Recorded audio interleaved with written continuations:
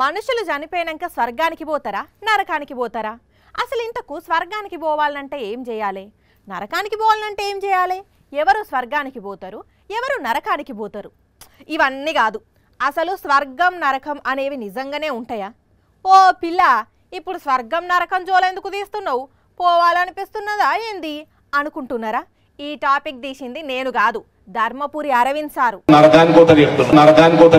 నరకానికి కాకుండా స్వర్గానికి పోవాలంటే నరేంద్ర మోడీ సారుకే ఓటేయాలన్నట. అట్లా కాకుండా వేరే వాళ్ళకు ఓటేస్తే నరకానికి పోతారట. ఇదే మాటను నిజామాబాద్ ఎంపీ ధర్మపురి అరవింద్ సారే చెప్తున్నాడు. కావాలంటే ఒకసారి నుండ్రి. కాంగ్రెస్ కి बीआरएस वोटेसिनरा ऊपर वाला तुम्हारे को जहन्नुम में लेके जाता, जन्नत हासिल नहीं होता, नरकान को तरीक़ ఇన్నరా మోడీనే అన్ని ఇస్తున్నాడు, ఆయన కోటేయకపోతే నరకానికి పోతారు అని అంటున్నాడు.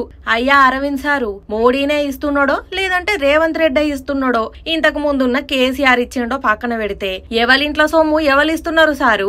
ఎవ్వలైనా ప్రజల సొమ్ము ప్రజలకే కదా ఇచ్చేది. అసవంటప్పుడు ఎవరికి నచ్చినోళ్లకు వాళ్ళు వేసుకుంటారు గాని మోడీకి వేయకపోతే నరకానికి పోతారంటారేంది? రేపట్ల ఇదే మాటను కాంగ్రెస్ వాళ్ళు బీఆర్ఎస్ వాళ్ళు అంటే ఓటర్లు ఎటేయాలన్నట్టు. ఆయన ఓట్లు అడుక్కోండి గాని సాగు కోరినట్టు స్వర్గం నరకం అంటారేంది సారు? పబ్లిక్ కు ఒకళ్ళు అన్నంత మాత్రాన నరకానికి పోరు, ఒకళ్ళు చెప్పినంత మాత్రాన స్వర్గానికి పోరు గాని మీకెవ్వలతోని మంచి జరుగుతుంది అని అనుకుంటే వాళ్ళకే ఓటయ్యుండ్రి, సరేనా?